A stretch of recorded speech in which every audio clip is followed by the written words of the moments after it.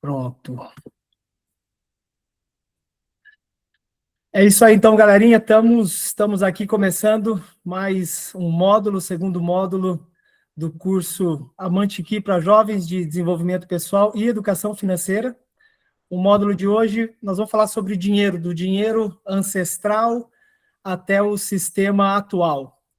E vou querer a participação de vocês também, mesmo sem câmera, tá tudo bem? Vocês dão joinha, dá joinha aí, que eu gosto do joinha para saber se o povo tá ouvindo mesmo, que às vezes eu estou falando só para o Jeff e para o Marcelo, e eles já me escutam. Aí, ó, joinha com câmera, melhor ainda. Boa, joinha e confetes, maravilha. Começar então fazendo uma pergunta para vocês, e aí quem quiser, vamos ver umas duas pessoas aí puderem colaborar, responder. O que é o dinheiro? Vamos aqui, Marcelo Henrique, o que é dinheiro para você? Dinheiro é aquilo que eu uso para obter meus bens. Para obter meus bens. Muito bom, muito bom. O que mais? Quem complementa? Daniel Bertolino, o que é dinheiro para você? Dinheiro é uma moeda de troca, que eu uso para trocar por outras coisas. Muito bom, muito bom. O Daniel, inclusive, falou das funções do dinheiro, né? Então, ele serve realmente para a gente trocar, né? E o Marcelo complementou no caso ali dos meus próprios bens, né? Teodoro, vamos ver. O que é dinheiro para você? Eu ia falar a mesma coisa que o Daniel falou. Ah, Daniel, então já foi-se.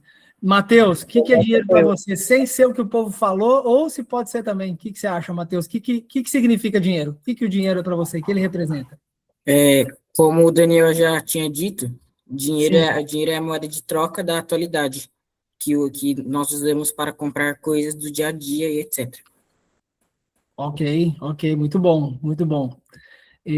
Deixa eu abrir aqui Vamos aqui, janela, taranã. Vou abrir aqui que deu ver, ó.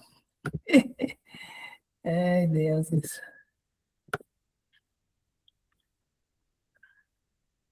Acho não, mas é esse. Um segundo, não é aqui, que beleza. Menos ainda. Só um segundo, vocês vão perceber. Quem sabe faz ao vivo.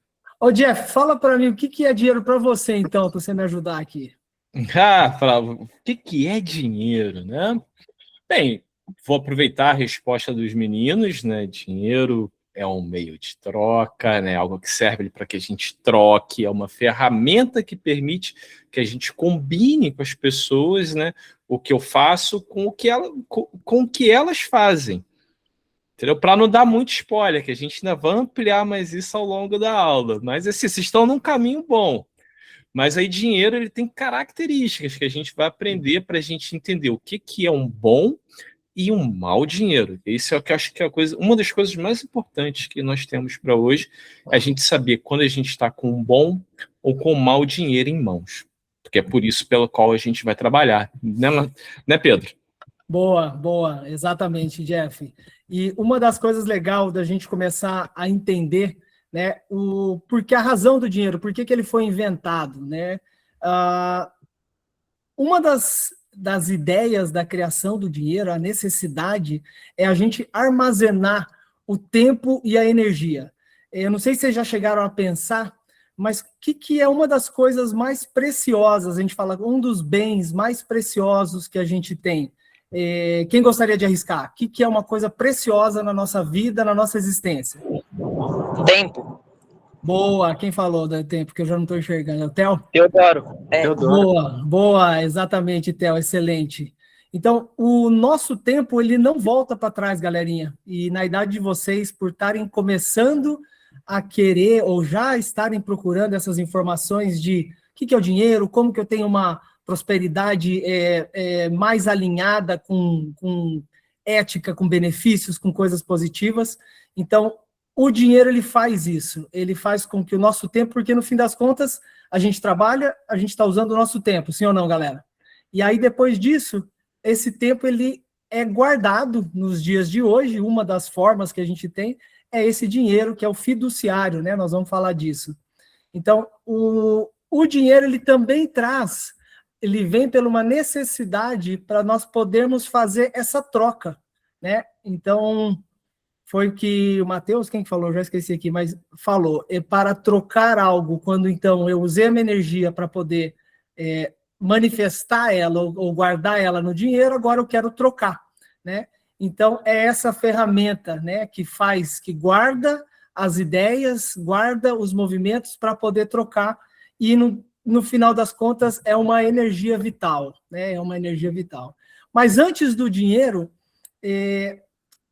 as pessoas, nós lá atrás, os ancestrais, as pessoas de muitos anos atrás, não existia o dinheiro até então era feito a troca. Quem já ouviu falar dessa palavra escambo? Dá um joinha aí para saber. Boa, boa. Então, quem arrisca dizer o que eles usavam lá atrás para fazer troca? Que tipos de objetos, materiais, plantas, o que eles usavam? Pode falar, Pedro. Pelo que eu lembro, eles usavam objetos valiosos, como ouro, assim também como plantas e bens vegetais, que na época antiga eles buscavam muito por alimentos e coisas para sobrevivência. Aí eles tentavam usar isso e chamava de escambo. Boa, boa. O ouro veio um pouquinho depois, né? Alguém comentou ali. Então, animais, plantas, sementes, como o próprio café era utilizado, aqui na América Latina, os grãos de milho. Só que nessa troca, né, por um lado, era a forma como tinha, cacau, muito bom,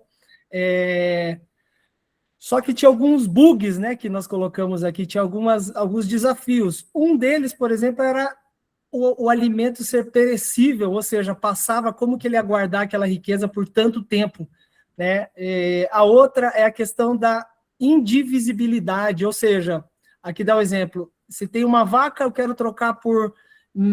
como é que eu vou dar meia vaca, né, Jeff? Como é que eu vou dar meia vaca para a galera? Então, isso também era um grande desafio, né? Não dava para dividir de uma forma muito concreta. E o principal é a dupla coincidência de desejo, né, Jeff? Fala um pouquinho, o que é a dupla coincidência de desejo? De uma forma simples para a galera entender. Pô, imagina isso, que a gente não... Imagina a gente sem dinheiro, e aí o que eu tenho tem que te interessar. E nem sempre isso vai bater. Aí, às vezes, pô, você e sua família, vocês plantam tomate, e eu crio vacas, mas vocês não querem vacas. E aí, como é que fica? Como é que faz essa troca? Então, a gente precisa, né, ter essa dupla vontade. E isso, à medida que a gente vai se especializando, a humanidade vai evoluindo, que a gente vai aprendendo a fazer mais coisas, essa dupla coincidência ela vai ficando mais difícil. E a gente precisa de um bem que seja comum a todos, que todos queiram. Que aí resolve o problema de os dois ter que querer aquela troca. Tomate por limão. Nem sempre vai ter dois pares querendo isso. E aí a gente chama por esse nomezinho aí, ó, dupla coincidência dos desejos. Eu acho que isso daí, se alguém percebe, vocês já estão ganhando um conhecimento para entender o quê? Por que o dinheiro veio a existir? Simplesmente vocês vão falar para a pessoa, para o seu pai, para sua mãe, olha, pela dupla coincidência de desejo. Ela vai falar, mas o que é isso? Ô mãe, imagina só, se tem lá um sapateiro e ele não quer pinhão, igual está o exemplo aqui, mas ele quer mel, como é que ele vai trocar o sapato por... Então, precisamos ter algo em comum, tá? Ficou claro isso? Dá para dar um joinha aí para saber se isso está bem explicado, é bem a base, é bem o começo, legal, legal. Foi então que a gente começa a ver, e essa história das pedras, que são das Ilhas Yape, é um dos registros da forma de dinheiro mais antiga que a gente consegue enxergar na história, né? São um arquipélago de ilhas, tá, na Oceania, aonde o que eles faziam? Eles buscavam um determinado tipo de pedra, não lembro qual que era a qualidade dela. Uma característica, era bem difícil de encontrar essas pedras. A segunda, eles tinham que fazer bastante esforço, eles tinham que buscar essas pedras em tal lugar para poder formar esse pedrão que vocês estão vendo aí. Era uma construção, era poder escavar, tirar, levar no barquinho, trazer para a ilha.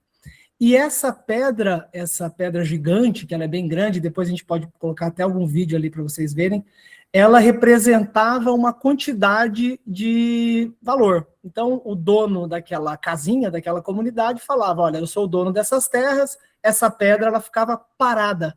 Então, por isso que ela era chamada também uma blockchain ancestral, ou seja, um livro de registro, vocês vão aprender sobre o livro de registro, antigo, né, um dos primeiros, onde o terceiro ponto importante, existia confiança. Então, vejam, ela é difícil de ser extraída, exigia muito esforço, ela é rara, então ela é limitada, e ela consiste em confiança, porque eles não pegavam e entregavam a pedra de um para outro, a pessoa só falava, olha, agora eu sou o dono dessas vacas, disso e daquilo, através dessa pedra. O que aconteceu foi que chegou um capitão europeu e ele viu que a ilha tinha muito coco, e ele queria comprar aquele coco, e ele já tinha dinheiro, moeda, só que os caras falaram, não, a gente não aceita, na nossa ilha é só pedra. E aí, o que ele fez? Ele foi de volta para o país dele, voltou com um barco cheio de dinamite, ou seja, de formas de tecnologias avançadas, começou a extrair em grande quantidade e chegou de novo lá falando, agora eu tenho. Alguns aceitaram, mas no final das contas a maioria disse não. Essa pedra agora já não tem mais valor, porque ela já é mais fácil de tirar, ela não é mais tão limitada, tão rara, ela não tem tanto esforço e perdeu-se a confiança. Então começamos a ver 3 características do dinheiro que vão fazer a diferença para poder entender ali na frente.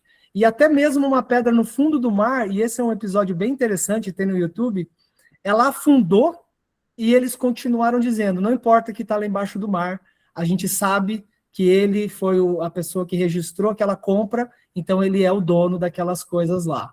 Né? Dinheiro antigo, né, Jeff, é a respeito de confiança, de limitação, ou seja, de ser raro e de esforço, sim ou não? Esforço, ainda falo mais uma coisinha, verificação, que as pedras ali era isso.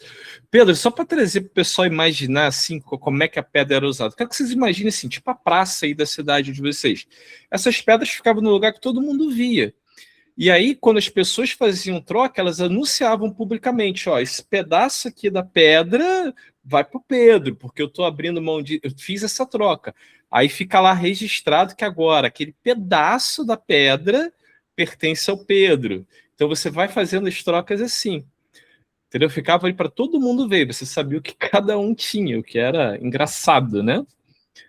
Inclusive porque eram pedras muito grandes, né, Jeff? Muito então, grandes. Eu vou assim, mostrar aqui para eles. A gente põe se for mandar agora não vai dar, né? Porque eu vou ter que tirar o meu aqui. Ah, entendi. Depois a gente manda. Depois eu mando lá no grupo para vocês verem.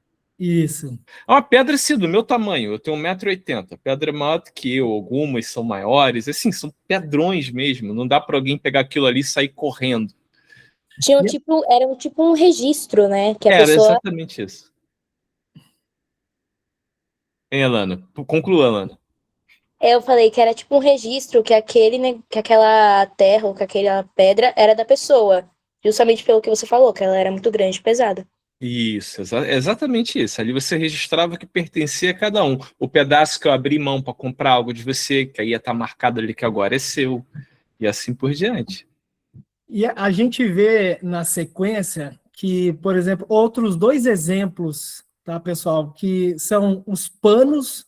Os panos foram uma tecnologia ou uma forma de simbolizar o dinheiro, era uma forma de dinheiro, né, Jeff, na África. Fala um pouquinho dos panos, Jeff.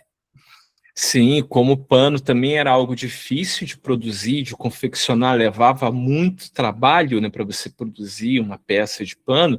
Isso começou a ser trocado, porque tinha valor, todo mundo quer se cobrir, se proteger do frio, isso começou a se tornar um bem comum. E aí o que acontece? As pessoas começaram a utilizar panos como dinheiro. E aí aconteceu a mesma coisa que aconteceu lá nas Ilhas das Pedras Rais. Chegou um povo em que dominava uma tecnologia, a de tecelagem, e produzia pano de forma muito fácil. E aí o pano começa a perder valor como dinheiro, porque agora ele é muito fácil de fazer. E assim, e você vai ver isso ser um ciclo acontecendo com vários tipos de dinheiro ao longo da história. É isso aí, Pedro, que você queria que eu trouxesse? Eu tenho algum outro ponto? Não, eu acho que é por aí mesmo, é para trazer para eles nesse sentido, assim como também os yampuns, que eram tecidos ou peças feitos pelos nativos norte-americanos, que continham primeiro histórias e depois foi virando uma forma de troca também, uma forma de ter um valor, né? Em ambos casos, a partir do momento que a tecnologia, né,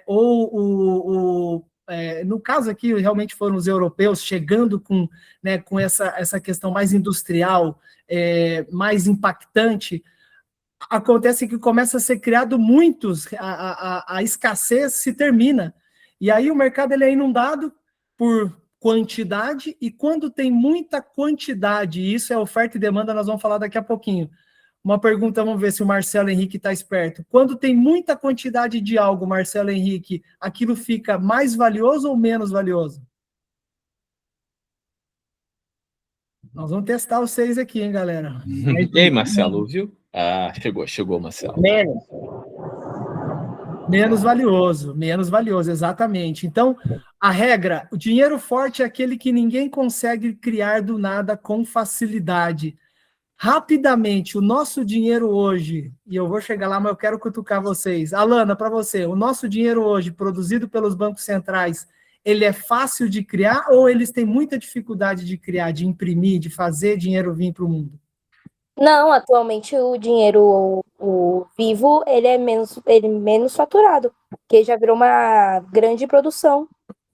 Bom, a pergunta é assim, não somente o dinheiro vivo, como qualquer dinheiro, que hoje o dinheiro ele é tecnológico, né? Eles são números que estão no banco ali. O que a gente entende é que o governo ele tem uma facilidade de imprimir, de fazer, que ele fica desvalorizado, e é isso que vocês vão começar a ver, tá? Mas antes da gente chegar no papel, no dinheiro, os povos começaram a entender que os minerais, que é o ouro, a prata e o cobre, continham grande valor. Por quais motivos? Escassez novamente, dificuldade de conseguir extraí-los ou minerá-los, e eles começaram a usar de que forma, Jeff? Como que foi essa era do ouro ou dos metais? Então, a gente volta àquela conversa que a gente vem falando. A humanidade está evoluindo, agora surge a metalurgia, a mineração. E o que acontece, né? Inclusive, até hoje, se a gente parar para pensar, quem aqui que consegue reproduzir prata em casa? Ninguém. Dá trabalho. Então, tudo aquilo que é difícil de fazer, de produzir, tende a ganhar esse papel, né, de dinheiro, esse papel monetário.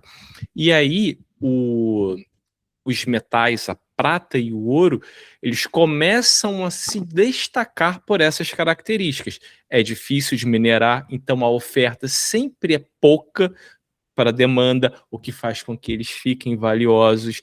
E o principal, lembra lá das pedras? Não era difícil ir buscar uma pedra?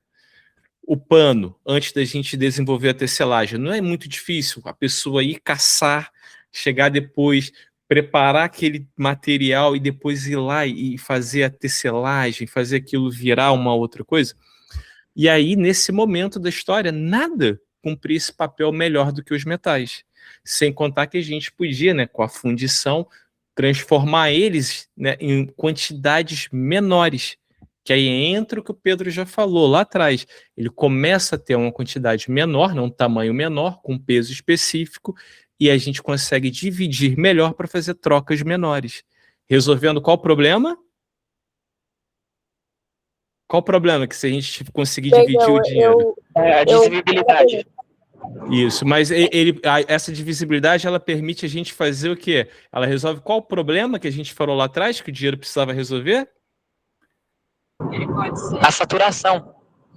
Quase isso. A dupla coincidência dos desejos. Agora eu posso trocar coisas de valor pequeno, porque eu tenho um dinheiro que eu consigo dividir ele menor. Fez sentido? Deu para entender? é sempre isso, é a nossa busca de resolver essa dupla coincidência dos desejos. Agora, com um dinheiro mais visível, eu consigo comprar um pãozinho. Não preciso, né, uma jaca por um pão, vamos assim dizer. O interessante também, né, Jeff, é que no fim das contas, naquela época, quando começamos a utilizar, ou foi começado a utilizar as moedas de ouro, de prata, o Estado, novamente, os reis, vamos falar, aqueles que centralizam, tiveram uma super ideia, né? Então, peraí, se o ouro é algo que a gente está trocando, então os impostos são pagos em ouro, as pessoas começam a entregar ouro para os governantes, e esses governantes começam a misturar, a fazer com que o ouro, uma moeda de ouro, não seja mais 100% ouro. Agora ela tem ouro e um pouquinho de cobre. Ouro e mais um pouquinho de prata. Então, isso que a gente chama esse roubo silencioso, né? Como que isso afeta, Jeff, vamos falar assim, para podermos passar para outro estágio do dinheiro, do movimento, assim, da história? Então, é que quem tem poder, né, isso é uma coisa natural ser humano, tá? Por que o dinheiro, ao longo do que a gente falou aqui, com os exemplos que a gente trouxe, por que o dinheiro ele tem que ser difícil de produzir? Porque ele tem que resistir à nossa tentação de manipular ele, de fraudar, de diluir. Quer ver um exemplo? Você já reparou que todas as moedas que a gente já viu, ela tem uns frisozinhos do lado?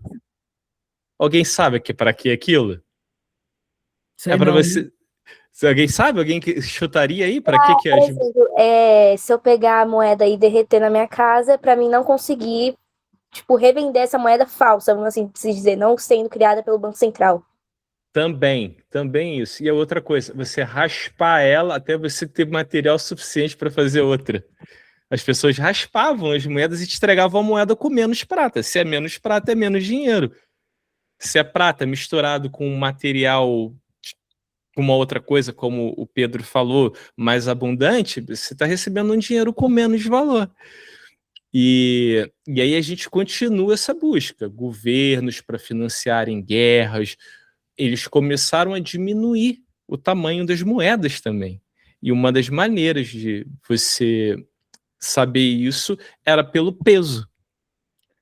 Entendeu? Então você vê várias tecnologias que a gente cria para que a gente consiga verificar que aquele valor ali é o número que está impresso nele seja verdade. A gente vai tentando várias maneiras. Fala, Pedro. E por mais que as moedas, elas inicialmente solucionavam essa questão de transportar, né, de levar, já não é a pedra grandona, agora é moedinha, mas mesmo assim, ainda era desafiador levar toneladas de ouro de um lugar para outro.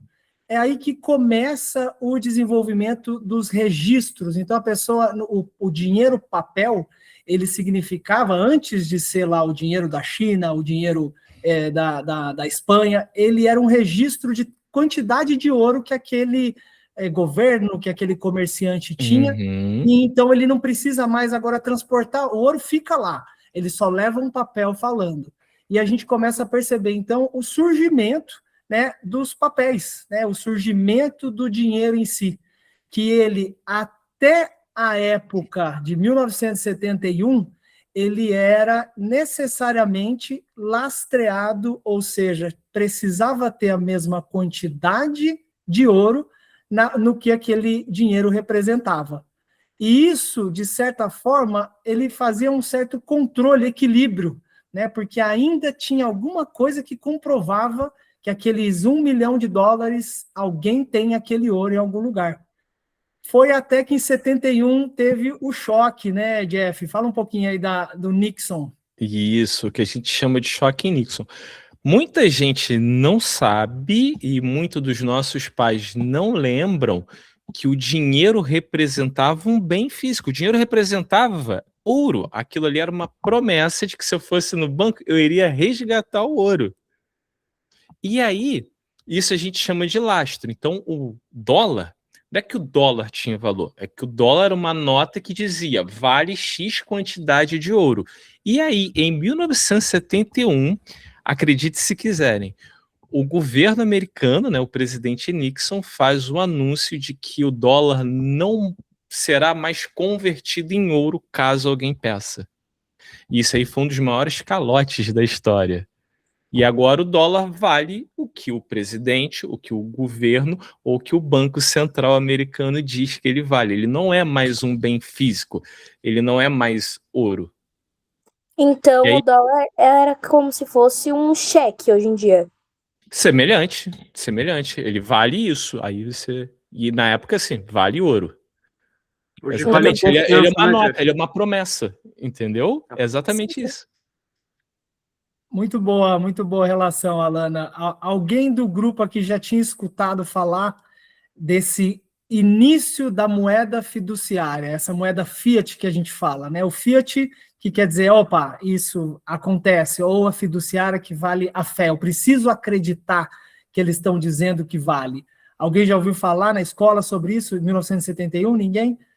Bom, é interessante de ter esse conhecimento apenas também para entender assim, peraí, então antes eles tinham uma promessa, né? Tinha um registro de que aquela moeda de $100 em algum lugar tinha ouro. Quando isso quebra, né, é como fala aqui o texto, a âncora da realidade ou da conexão, ela foi cortada. Agora os bancos centrais estão livres para fazer a grande festa. Quer dizer o quê? De imprimir ou de criar dinheiro a partir do nada, porque já não precisa mais ter uma comprovação, né, Jeff? Exatamente, é isso. Exatamente. O que a gente vê lá, né? Os livros, registro.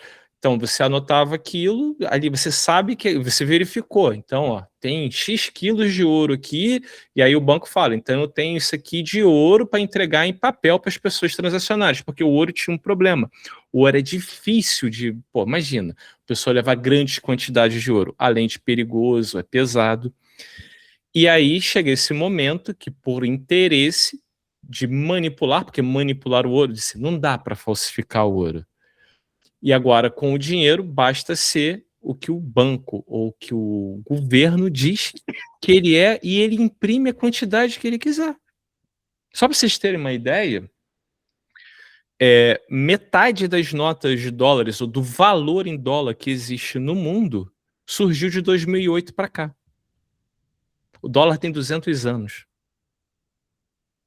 É muito. É muito. E aí, voltando àquilo que vocês já falaram no começo. Se agora algo está abundante, isso perde o quê? Pergunto para vocês. Valor. Exatamente. E aí a gente começa a perceber algumas características desse dinheiro fraco, que é como a gente chama. E por que ele é fraco? Número 1, que é muito importante, ele tem uma oferta infinita. Ele não tem um esforço. Lembra que os caras iam buscar a pedra lá no barquinho? Então, exigiam esforço. Eles iam fazer o pano, exigiam esforço. Não tem, ele é criado do nada.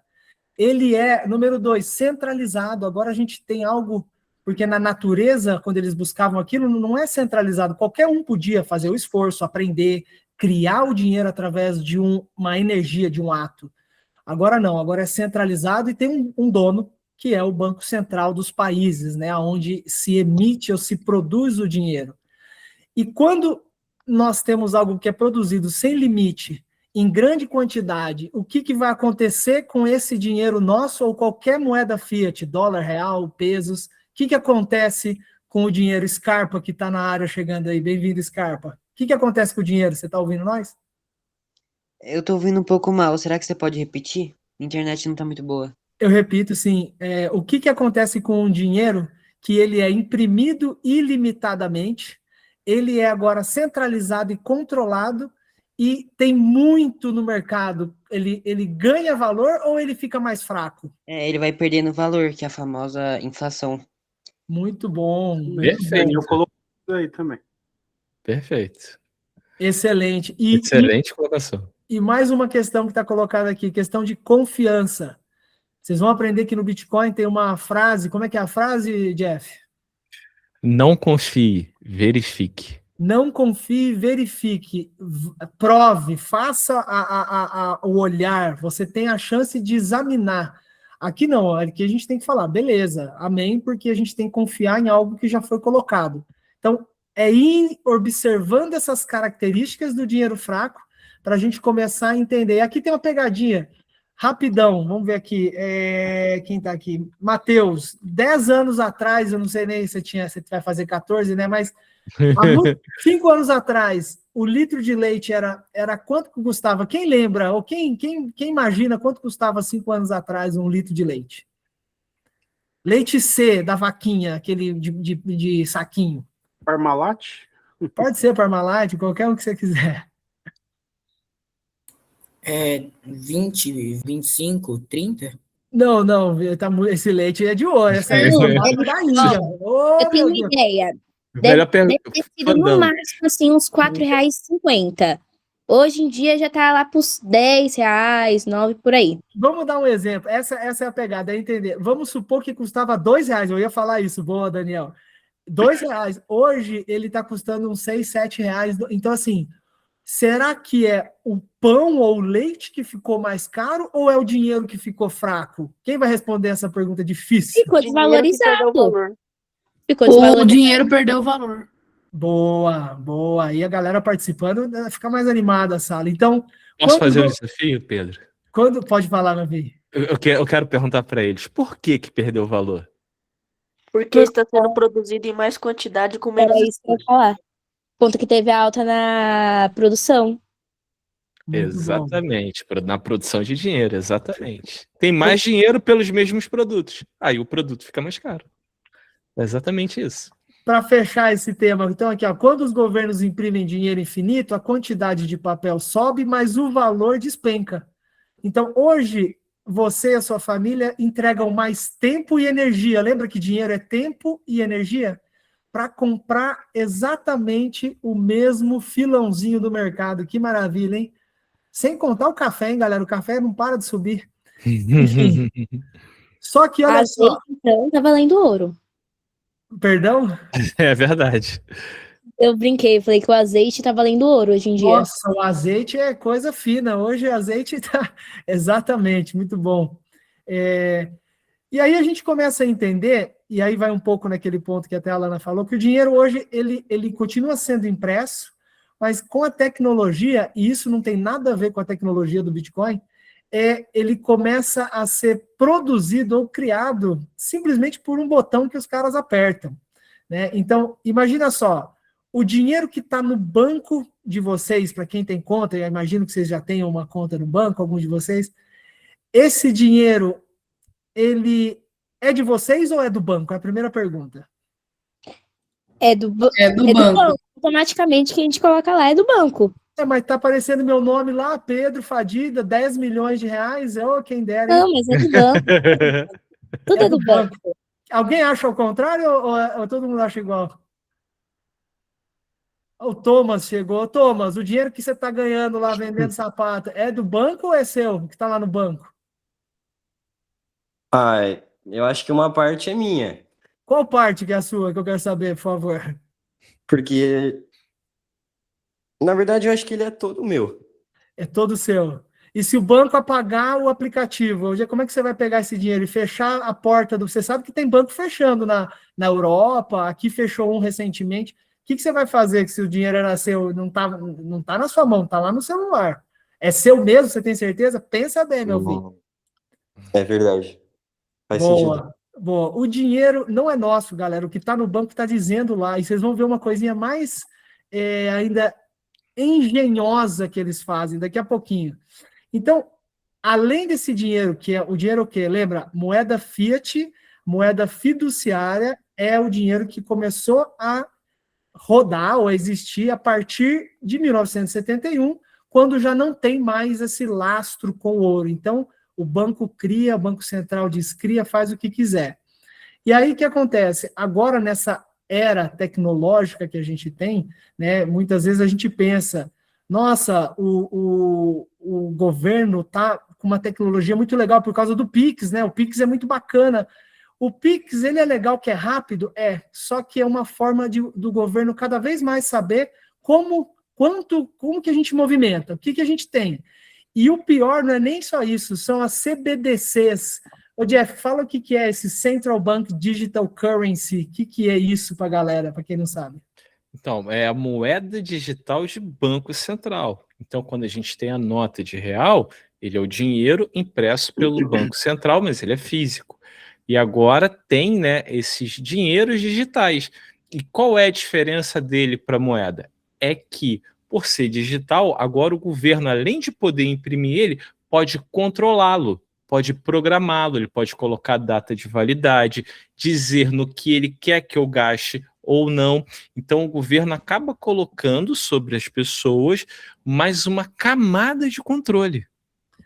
Nesse movimento, galera, não assusta que esse dinheiro que nós estamos usando ainda não tem tanta tecnologia assim, tá? Eles tentaram aprovar o que é o chamado Drex, aqui no Brasil pelo menos. Na China já funciona assim, tá? Se você toma uma multa, né, que você paga, eles vêm e tiram o dinheiro do seu banco, né? Então ele é controlado. Aqui a ideia do Drex era assim, vamos dar o Drex para a Bolsa Família, porque a gente sabe que ele não pode gastar com o jogo do tigrinho, ele não pode gastar com coisas que não seja alimentação em 6 quilômetros de distância. Nós iríamos dizer, que maravilha, o governo é muito inteligente, agora está cuidando mais ainda do povo. E aí, quando nós tomarmos uma multa de carro, eles não iam perguntar, ó, você tomou uma multa, pode recorrer, não. Ele vai lá e vai tomar. Então, o que a gente quer mostrar é o quê? O dinheiro de hoje, tecnológico, que já não precisa somente ser impresso, ele pode simplesmente ser criado, ele também tem uma próxima camada, que alguns governos já usam, que é o CBDC, que são dinheiros ainda mais controlados. Isso, aí vai minha pergunta aqui, vamos ver para quem. Daniel, isso traz mais liberdade ou menos liberdade para nós? Menos liberdade, pois eles estão visualizando no que a população está gastando. Boa, boa, palminhas, excelente, excelente. E cartão de crédito, hein, galera? Vai ser brevemente para falar de cartão de crédito. Se alguém já leu algum livro de finanças, assim, para jovem, a primeira coisa que alguns livros bons falam é assim, se você tem um cartão de crédito, eu vou te dar uma dica do que fazer com ele. Alguém quer uma dica para usar cartão de crédito? Levanta a mão que eu vou dar agora. A Lana quer, vou usar só para a Lana, então. Eu acho que eu já até sei o que é, mas... A dica é a seguinte, você tem uma tesoura grande no seu armário? Era isso que eu acabei de falar aqui pra minha mãe, cancela ele agora. Você pega o cartão, o cartão de crédito, ele pode ser uma ferramenta para quem tem bastante consciência e organização e disposição financeira. Se você não tem nenhuma, não queira ter um cartão de crédito. Porque o que ele faz? Ele rouba o nosso tempo. Você consome hoje o tempo e a energia que você ainda nem produziu. Você está pagando uma coisa que você não fez ainda por merecer, só que dá para parcelar, né? Ah, vamos fazer o carnezinho da Casas Bahia, parcelar em 20 vezes. Eu estou achando que eu estou fazendo um ótimo negócio. Além disso, o que ele tem? Juros, ele tem altíssimos juros e os intermediários se enriquecendo. Quem aqui sabe que, ó, passa um cartão de débito ou de crédito numa maquininha, num posto de gasolina, numa padaria, tem gente que ganha muito dinheiro ganhando um pedacinho do seu dinheiro. Vocês sabiam disso? Faz o joinha. É tipo assim, é separado tipo assim, 45% do valor que você pagou vai pro dono do estabelecimento, o resto vai tudo pro banco e é distribuído pro banco, pra marca da máquina, e o resto vai tudo pro Banco Central. O cálculo não é tão assim abusivo, mas é abusivo mesmo, é abusivo. E uma coisa que eu quero compartilhar com vocês, quem já ouviu falar de reserva fracionária? Alguém já ouviu falar? Isso é algo muito interessante. Eu vou ser breve para não trazer tanta coisa teórica, essa aula é um pouco mais teórica realmente. Bom, olha só o que os bancos fazem, viu, Thomas? Para você entender que o dinheiro, além de aquele lá ser do banco, nem o banco tem aquele dinheiro, na verdade, tá? Existe uma lei no Brasil que é entre 10% e 15% o banco precisa ficar, ou seja, olha o exemplo lá que tá. Depositei R$1.000, que é o meu esforço, no banco, certo? Estão me acompanhando? Deixa eu saber se a galera tá na área. R$1.000 no banco, foi lá, trabalhou, R$1.000 no banco, beleza. Essa regra, que é a reserva fracionária, ela exige que o banco guarde somente 10 a 15% do valor que você depositou. Ou seja, R$100 ele realmente tem. O restante, 900 aqui no exemplo, ele pode emprestar. Então, agora o Jeff foi lá e pegou R$900.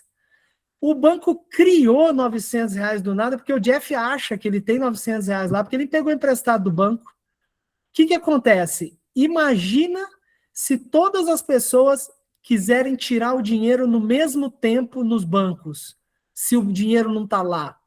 A galera vai conseguir tirar o dinheiro, Tomás? Hein, Thomas? Não, Não. Por que não vai conseguir? Me explica. O que você entendeu? porque não existe esse dinheiro. Não existe esse dinheiro. Uma boa parte desse dinheiro não existe, galera. Isso daí A maior parte, né? a maior parte A desse maior dinheiro. parte. É um choque ilusório, mas isso para vocês entenderem como que o sistema ele já está tão... doente é uma palavra meio difícil, mas ele está tão com falta de verdade que é manha atrás de manha. E quem não estuda, quem não percebe, só viva.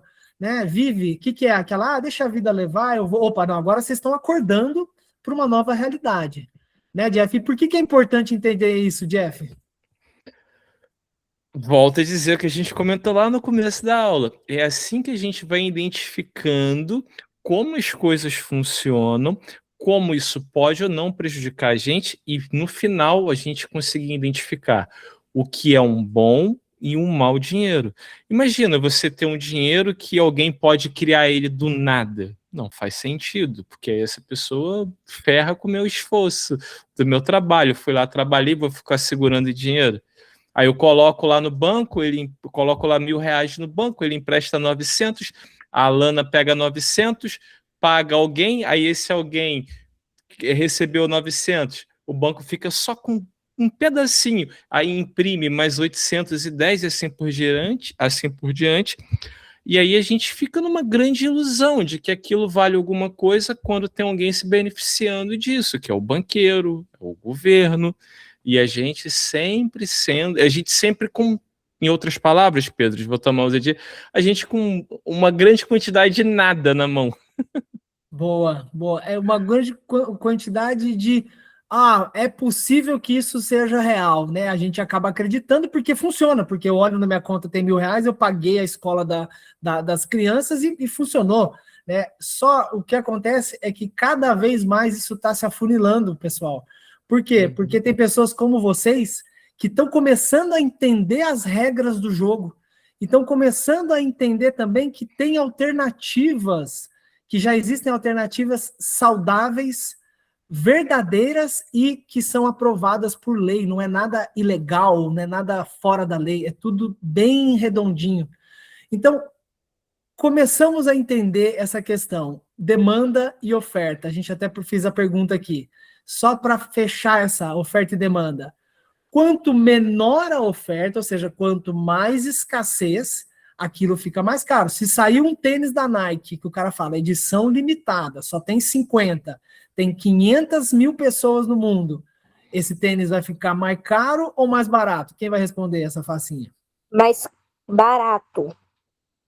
Esse tênis vai ficar mais caro, esse tênis vai ficar mais caro, porque ó, só tem 50 e tem... tudo bem, e tem 500 mil pessoas. Agora, tem 500 mil tênis e tem 50 sim, edição limitada, entendi, peguei. Pegou, muito bom, muito bom. Então, quanto maior a procura, maior o preço. Quanto menor a oferta, maior o preço, certo?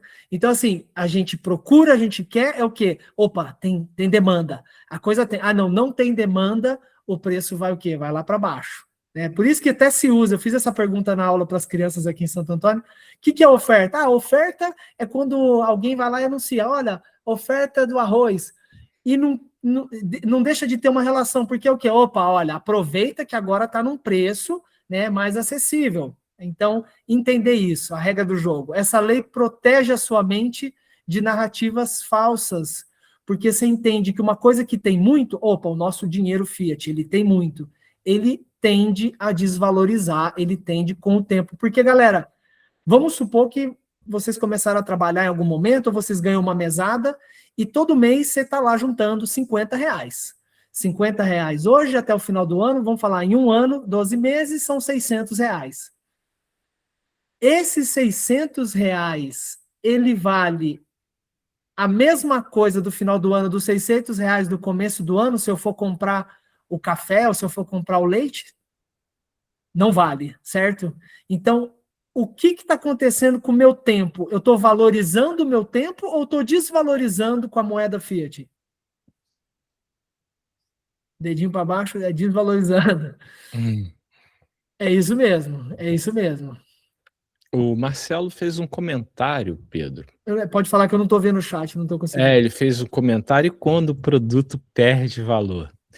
Pegando o exemplo do que a gente está falando aqui, um dos efeitos de um dinheiro, né, ser impresso abundantemente é o seguinte: todas as pessoas estão empobrecendo. Porque tem um efeito nisso. E aí o que acontece? O que o cara da indústria vai fazer? Para que ele não aumente o preço e a pessoa não conseguir comprar, ele tem que mudar a qualidade do produto para manter o preço ali. Por isso que hoje a gente tem, por exemplo, sabor chocolate, ou 70% de chocolate, 25% de chocolate, porque não pode ter a coisa boa, porque a coisa boa ela subiu de preço. E aí, isso, uma das coisas da perda da qualidade das coisas, se dá um mau dinheiro. Quem aqui não já reparou que no mercado as embalagens vão encolhendo? É para tentar manter o preço acessível dentro do que sempre foi. Para que as pessoas não sentem o aumento do preço, que é essa oferta maior de dinheiro. Alguém já reparou esse tipo de coisa acontecendo? Como que chama isso aí, Jeff? É reduflação que fala? Diminuir o produto se chama reduflação. Beleza. Reduflação. Não era à toa que lá na escola do professor Raimundo, acho que vocês não estão, não é dessa. Não é. O salário, ótimo personagem lá. O que é? Cada vez mais a gente trabalha mais, é a mesma coisa do pãozinho e do leite que nós falamos lá. Trabalhamos mais para poder comprar o mesmo pão aqui mesmo na nossa cidade, ou em alguns lugares que, né, a gente vê pessoas, empresários, pessoas que estão empreendendo. A gente está trabalhando em 2, 3, 4, 5 coisas para ter o mesmo padrão de vida e, às vezes, até isso, com uma qualidade, às vezes, até inferior, mas para tentar manter. Né? Não é que, nossa, está trabalhando muito, esse cara tem muito dinheiro. Não, a gente está trabalhando mais porque precisa de colocar mais energia, de mais tempo, para manter, né, uma mesma qualidade. E aí a gente começa a entrar nesse resumo final, né, para entender um pouco dessa comparação, que eu acho que ficou bem pontuado, e eu gostaria depois de saber se vocês ficaram com alguma dúvida. Entender lá atrás, o dinheiro ancestral, ele era baseado em esforço e energia, certo? Ou seja, ele tinha uma escassez, ele exigia, vocês vão ouvir ainda muito falar dessas palavras, né? Prova de trabalho, ou proof of work. A gente precisa, né, manifestar. Agora, no Fiat, ele é através da vontade dos governantes, né? Então, a produção ilimitada. Né? Opa, então, peraí, como é que é isso? Tem algum dinheiro que pode substituir isso para não ficar esse gancho, esse gap, essa lacuna, né, de dor, porque a gente precisa de esforço, o outro não precisa de nenhum esforço. No caso do controle, o dinheiro ancestral é descentralizado, ou seja, está na natureza, né? Está no lugar, você pode, todos têm acesso. Hoje, o centralizado, os governos e bancos. O que é o peer-to-peer, a forma de troca, né, a privacidade? As pessoas trocavam um com os outros. Né? O feijão não tinha uma marquinha, ó, esse foi o feijão que o Pedro trocou com o Jeff ou com o Marcelo. Não, era um feijão de todo mundo. Hoje, o governo, vocês aprenderam que estão criando, inclusive, moedas controladas ainda mais para saber com o que a gente vai gastar e, de repente, até falar, você não foi um bom cidadão, você não vai poder gastar com viagem para Marrocos. Você só pode ir ali para São Bertiago do Vasconcelos, aqui em Minas. Então, tem mais uma questão. Lá, como que funcionava essa confiança? Era matemática e física. Física por quê? Porque era a natureza. Né? O controle dos cálculos era algo muito natural. E hoje não, a confiança ela é colocada, né, Jeff? Nós precisamos confiar que esse dinheiro ele é bom, né? E se ele fosse bom mesmo, ele não perdia valor. Faz sentido isso, Jeff? Faz total, faz total. No passado, quando a pessoa segurava uma moeda de ouro, estava ali, ó, implícito ali, que alguém entrou numa mina, trabalhou por horas, dias, para achar uma pepita de ouro, pegar aquilo, levar para uma fundição, para ele vir nesse formato aqui, com o peso que ele tem, representando o que ele vale. Agora, a gente pode dizer isso mesmo do nosso saldo na conta bancária? Não, a gente não pode. Então, isso é um grande problema. Eu quero juntar aqui um exemplo que o Pedro deu. Imagina se um governante acha que eu não sou uma boa pessoa, aí a Alana quer comprar canetas que eu vendo, aí o governo fala assim, Alana, você não vai poder pagar ele porque ele não é uma boa pessoa. Com o dinheiro digital de Banco Central, isso é possível. E eu não sei se as pessoas vão querer isso para a vida delas. Então, é entender tudo isso, né, que está em jogo. O dinheiro que pode ser impresso e ele não representa mais um bem material como foi no passado, como uma pedra gigante, como um pedaço de pano, como sal, como gado e até os metais preciosos. Foi mal, apertei o botão aqui. Não, era isso. Deu muito... para entender, gente, o que aconteceu com o dinheiro? O que ele deixou de ser? Ele deixou de ser um bem. O dinheiro sempre representou o esforço humano para que a gente pudesse trocar um com o outro. Vocês vão entrar, vocês vão futuramente vão estar trabalhando e o dinheiro ele tem que representar esse trabalho nosso, esse suor, esse esforço. Aí agora a gente tem um dinheiro que ele não mais, né, Pedro, ele não mais se correlaciona com exatamente isso, essa palavra, trabalho. Boa, exatamente. E eu acho que essa colocada final do material, ele fala muito isso, né? Durante milênios, a humanidade buscou algo incorruptível. O escambo não escalava, ou seja, a gente viu os bugs que tinha, né? Não dá para ficar na troca. Dupla coincidência de desejo, né? Para quem está chegando agora, depois olha lá o que significa dupla coincidência de desejo. A natureza foi hackeada pela indústria. Lembra que chegaram os europeus e começaram a usar tecnologia para poder aumentar a quantidade, que seja da pedra, das contas de vidro, do pano, dos artesanatos americanos. Os metais foram diluídos pelos reis.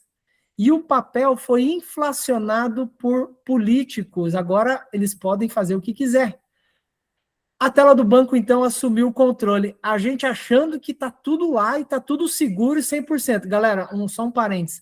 Não é também para amanhã chegar e falar, eu não vou mais ter dinheiro, nada em banco, eu não posso. Não. A gente tem que ter o quê? O pé no chão e entender como que a gente pode lidar, porque na aula que vem vocês vão conhecer uma solução, né? Como que a gente pode lidar aos poucos e compreendendo como que temos mais liberdade, mais autonomia e viver algo mais descentralizado, né? Então, agora você enxergou o código fonte da matriz financeira. E para recuperar a soberania, você está pronto para uma das maiores revoluções tecnológicas, que é uma fusão de matemática pura com escassez absoluta, que é o Bitcoin, que nós vamos falar na aula que vem. Mas para terminar isso aqui, esse tema, né, essa visualização de que, como o dinheiro, qual que é uma das funções do dinheiro, que a gente fez aquela pergunta lá no início da aula. Pedro Henrique, o que é o dinheiro para você, agora entendendo um pouco mais sobre ele? Para mim, o dinheiro, eu vou falar um pouco sobre o digital.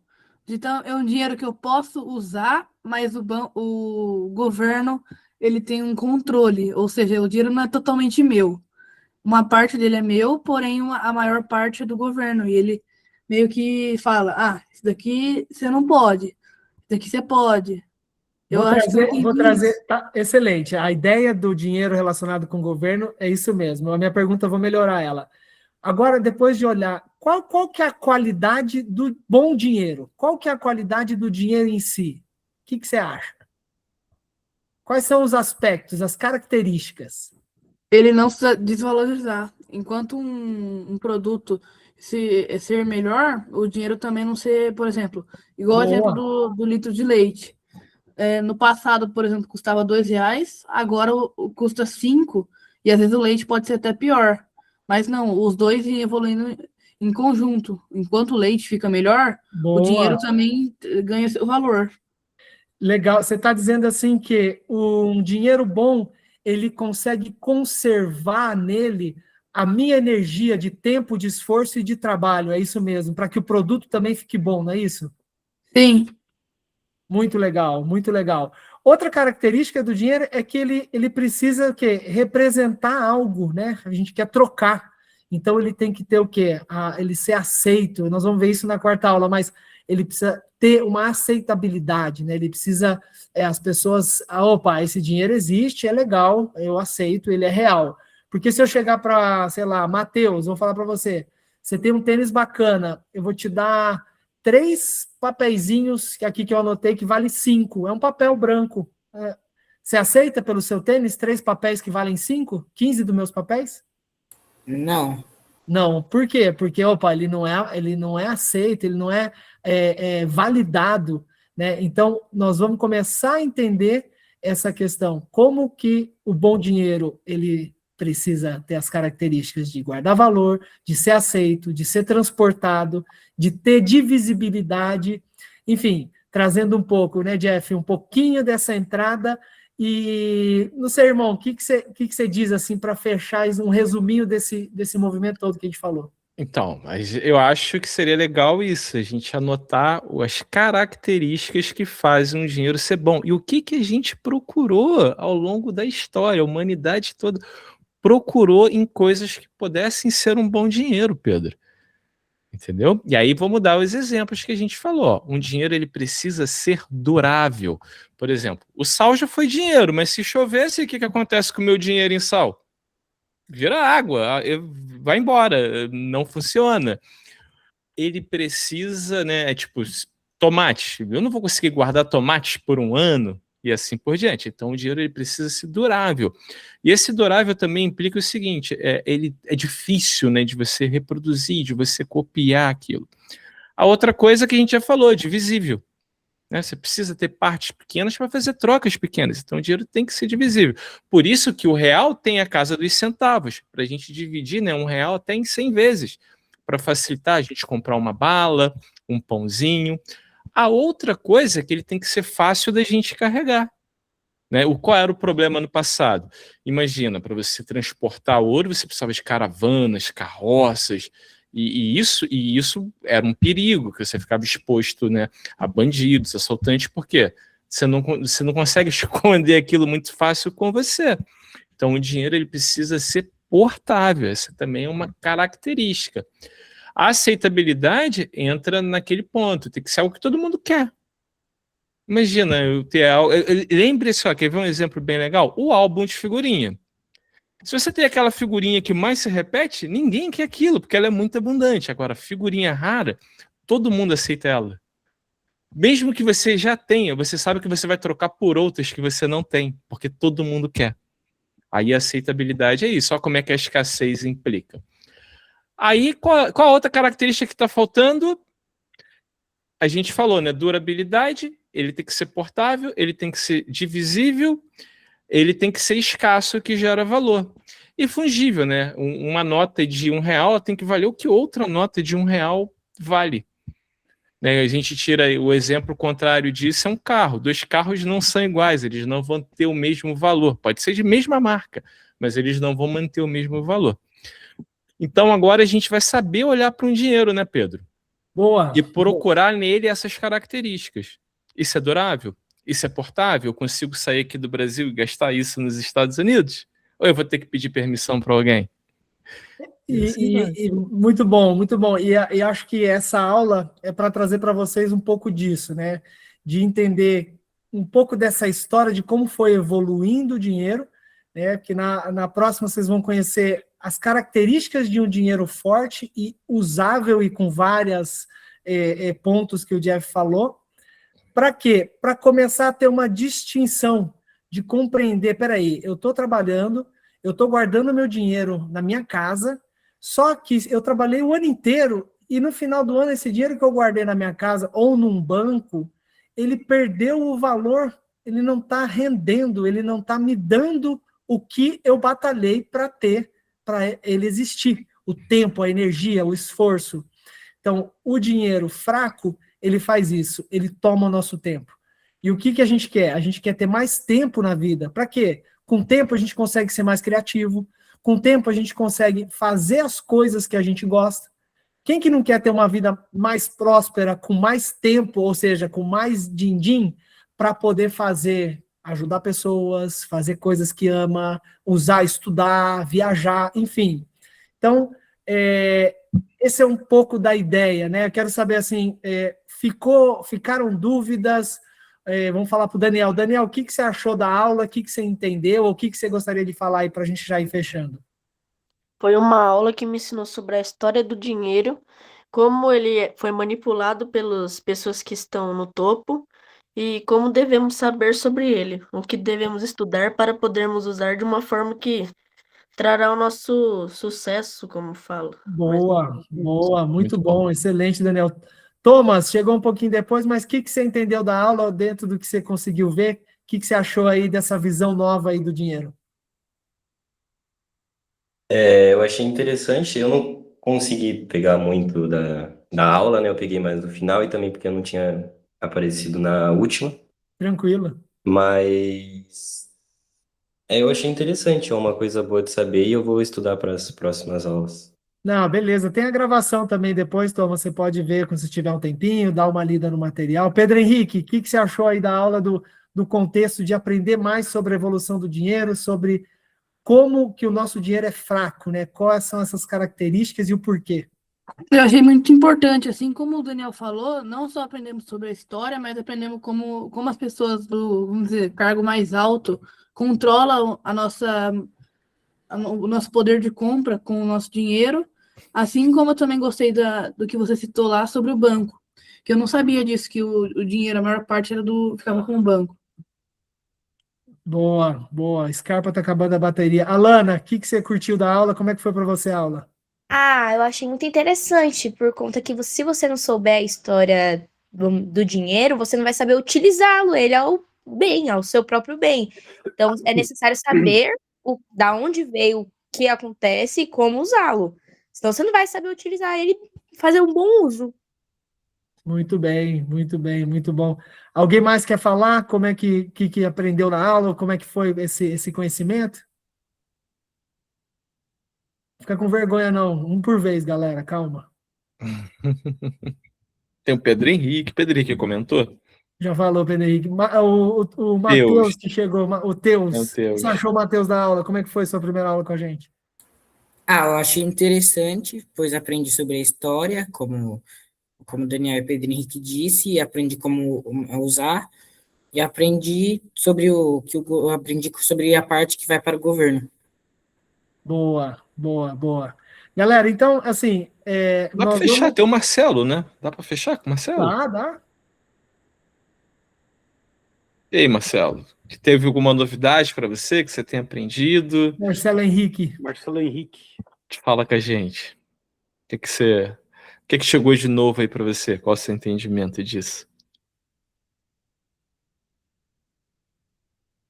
Se estiver podendo falar. Acho que não. Júlia quer falar? Vamos ver se a Júlia anima em vez do Marcelão. O Marcelão não quis falar. Quer falar, Júlia, o que você entendeu do curso, dessa aula?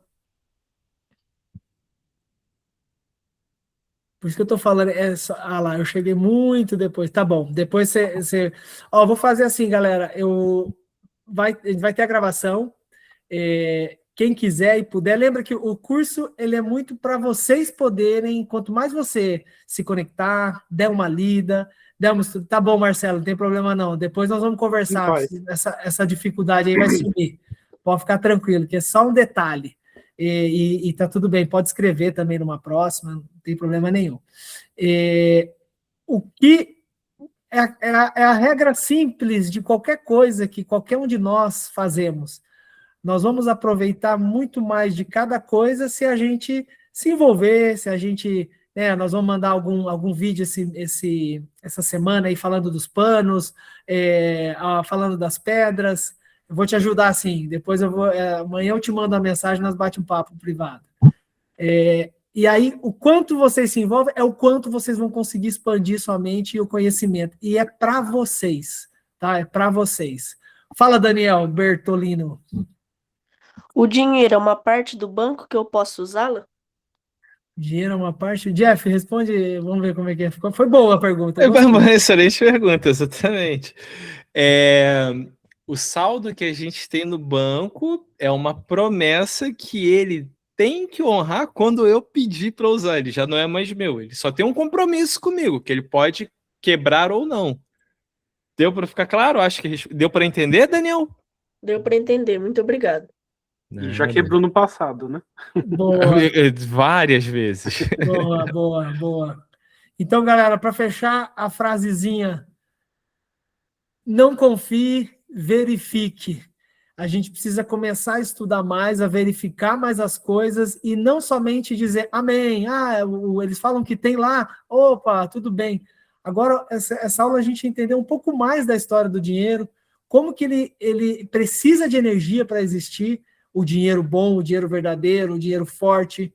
Não que o real que a gente usa é falso, não. Ele existe, só que ele existe entre aspas, né? Entre comillas, a gente fala em espanhol, porque vocês já entenderam por quê. Então, vamos verificar mais, vamos estudar mais, e a aula que vem, tenho certeza que vocês vão dar uma expandida no horizonte, porque vem uma das soluções aí, que é o Bitcoin. O Bitcoin, às vezes as pessoas pensam, Bitcoin, nossa, Bitcoin é para ficar rico, ou Bitcoin é uma fraude, isso... Não, as pessoas não verificaram, elas não estudaram, e agora vocês vão ter essa oportunidade de ampliar o horizonte. Eu fico feliz aí que vocês estão aqui, vieram só 10 hoje, mas está ótimo que possam vir mais, ou quem vier, tiver uma pessoa aqui, nós vamos estar dando aula. Beleza, galera? Boa noite para todo mundo, depois a gente manda a gravação e a gente vai se falando lá no chat. Muito obrigado a todos. Parabéns a todos os presentes. Boa noite. Boa noite. Boa noite. Boa noite. Boa noite.